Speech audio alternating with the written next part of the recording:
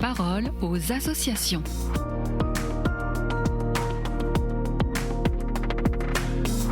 Bienvenue dans la parole aux associations. Aujourd'hui, je suis avec la Fondation OCH, Office chrétien des personnes handicapées. Alors que le XXe siècle a rendu à la personne handicapée son pouvoir d'agir pour exercer une liberté longtemps bafouée, Ombre et Lumière a enquêté sur la notion d'autonomie qui rime parfois comme une injonction. Autonomie solitaire ou solidaire en partant de ce que vivent sur le terrain les personnes handicapées. Marilyn Chaumont, rédactrice en chef d'Ombre et Lumière, y a consacré un dossier intitulé « L'autonomie à quel prix ?» Bonjour Marilyn, depuis la loi du 11 février 2005, les droits des personnes handicapées sont mieux entendus. L'accès à l'autonomie est un des principes phares de cette loi. Alors comment cette autonomie est-elle vécue sur le terrain ? Alors aujourd'hui, nous entendons beaucoup parler d'autodétermination dans le milieu du handicap. Car un des objectifs clés de la loi Handicap 2005 visait justement à rendre à la personne son pouvoir d'agir. Les attentes des personnes sur le terrain sont fortes pour être au maximum autonome. Mais cet accompagnement demande beaucoup d'ajustements et de renoncements. Car le degré d'autonomie de chacun, selon le handicap, ne peut pas se calculer de manière uniforme. Il n'y a pas vraiment d'égalité en la matière. Il dépend vraiment du handicap de chacun et de sa capacité à reconnaître ses besoins. Alors le titre de notre dossier, « L'autonomie à quel prix ?», donne tout de suite le ton.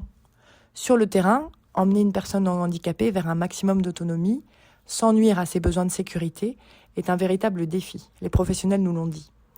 Et vivre en autonomie, avec un logement privé par exemple, et demande souvent aussi une indépendance financière que tout le monde ne peut pas se permettre.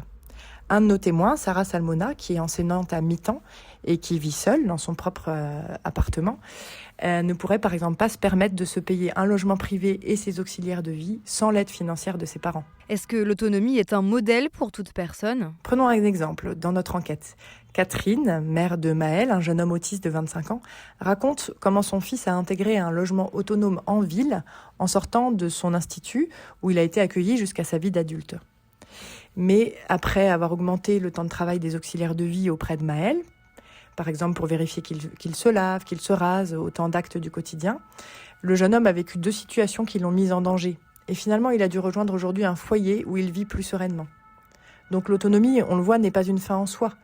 C'est le docteur en psychologie Gérard Zribi, que nous avons interrogé, qui le rappelle. C'est au contraire un levier puissant pour estimer les progrès vers une vie d'adulte. Mais ça ne doit pas être un critère de réussite qui vient peser sur la personne, sa famille, ou alors parfois même créer un sentiment de solitude accru. Est-ce que la dépendance aux autres nuit à l'autonomie ? On ne peut pas être autonome tout seul, en fait. Ce serait une vision faussée de l'autonomie, anti-humaine en quelque sorte. Car nous sommes tous limités et forcément dépendants.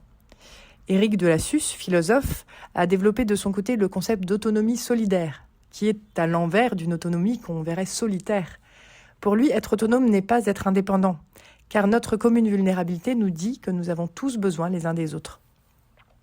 L'autonomie est donc plutôt la capacité à poser des choix, tout en ayant besoin d'être soutenu par les autres. Le fait d'aider la personne augmente d'ailleurs sa puissance d'agir. Pauline, qui est une autre témoin de notre dossier Ombre et Lumière, qui est atteinte d'amyotrophie, est très entourée par des amis au quotidien, même si elle a une soif absolue d'être le plus autonome possible. Et elle a souligné dans ce dossier que l'autonomie pour elle, ce n'est pas l'indépendance. Et je la cite, « Je ne chercherai jamais à être indépendante car l'aide humaine est un lieu de beauté. » Merci Marilyn Chaumont. Plus d'infos sur ombre au pluriel et lumière.fr et à bientôt sur KTO Radio. La parole aux associations.